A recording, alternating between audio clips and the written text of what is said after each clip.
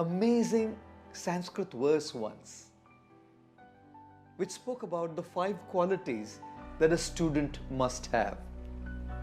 In fact, each of us is a student in our life, and this is why we should possess and try to cultivate these 5 qualities.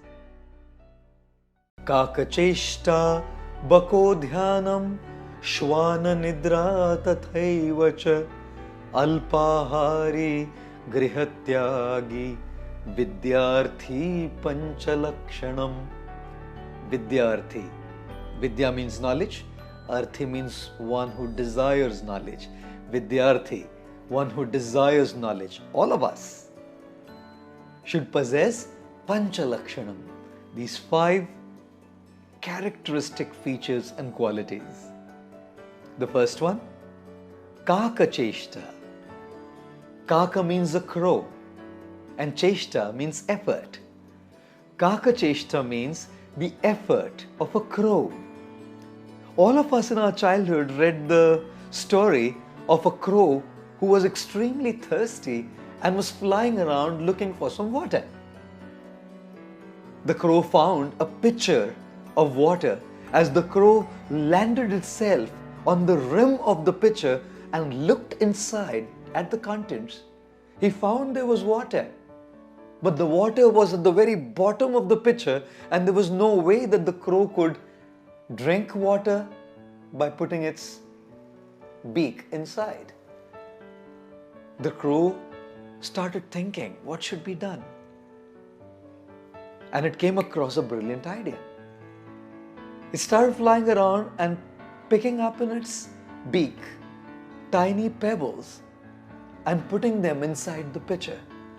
Pebble by pebble by pebble, the crow kept working hard until the level of the water rose way up to the rim of the pitcher and the crow quenched its thirst.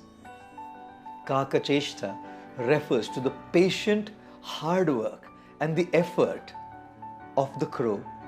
Yes, ladies and gentlemen, if we have to work on our lives, if we have to truly bring what is within outside, we have to go through some painful sharpening of Kaka Cheshta, hard work. And don't they say that the only place where success comes before work is in the dictionary? That's because S comes before W. The second quality of a Vidyarthi is Bako Dhyanam. Bako Dhyanam means the focus, the intense focus of a crane. When one looks at the crane standing on one leg, completely focused into the waters, the crane with one pointed attention is looking at the waters as the fishes are swimming inside the waters. The crane will allow the small fish to swim around and not be satisfied with them. It will allow the small fishes to go around and swim around. The crane will focus and wait for the big fish to come. If the crane settles with the small fish, it will lose the big fish. And if the crane wants the big fish, it has to allow the small fish to pass by and go around. Similarly in life, when we want to focus on what is important, we should allow the small things to pass by. We shouldn't be distracted by the little things. Sometimes there'll be interpersonal issues and conflicts. Sometimes there'll be some health crises. Sometimes there might be a financial crisis. So many things keep happening in life. Let the small things pass by and focus on what's important. The third quality of a student or a Vidyarthi is Shwana Nidra. Shwana means a dog and Nidra means sleep. Shwana Nidra means the sleep of a dog, or to be more precise, the alertness of a dog.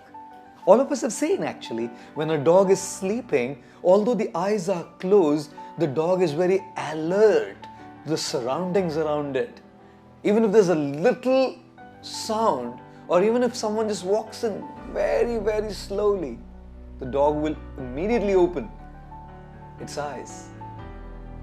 All those who want knowledge in their lives and want to pursue something that's meaningful in life have to practice the quality of alertness. Although we may be eyes closed doing, not literally, but doing what we are doing in our lives, we shouldn't miss out on being alert to the world around us. There's a lot to learn in the world, from people, from objects, from situations, from surroundings. We'll only learn when we are alert. The fourth quality that a Vidyarthi must possess is Alpahari. Ahar in Sanskrit means food, and Alpa means less. So literally, Alpahari means that a Vidyarthi or one seeking knowledge should eat less. Now, this is not what has been implied by this word though. We have varieties of ahar. Like for example, for our tongue we have food, that's the ahar. For our ears we have sound, that's the ahar, music, talks. For our eyes, sights, people, beautiful panoramic scenery is the ahar. So for each of our senses there is ahar. And when this verse says that a Vidyarthi should be Alpahari, it means we should be very careful of what inputs we give to our senses. Because whatever inputs we give to our senses actually go and make a very deep, indelible impression on our psyche, on our inner systems. In Sanskrit that is called sanskar. Sanskar means that indelible impression that sensory inputs leave on our minds. I'll tell you, we give so many inputs through our senses and they leave a very indelible mark, sometimes unerasable mark on our consciousness and our minds. Therefore, when we talk about Alpahari, it means we should be very careful to choose those sensory inputs which are of value and those things that we want our mind space to be filled with. Do not subject yourselves to unwanted things in the world around which will go and occupy your precious mind space, which should not be taken by unwanted, less valuable and less priority things. Your mind space is meant and reserved for the most important and valuable things.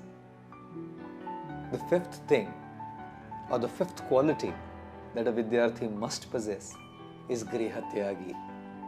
Griha means home, Tyagi means to give up, leave. In the ancient eastern world of India, students would leave their home at early age and go to study under their teachers or gurus in the school which was called Gurukul. Griha Tyagi means leaving home to go in pursuit of knowledge. In its real implied sense, Griha Tyagi doesn't mean leaving home. It means leaving our comfort zone. If we are living in our comfort zone, Griha or home represents comfort zone. So if we are going to live in our comfort zone, there's no question of pursuing that which is of true value. Therefore, Griha Tyagi refers to coming out of our comfort zone, which is what no pains, no gains means.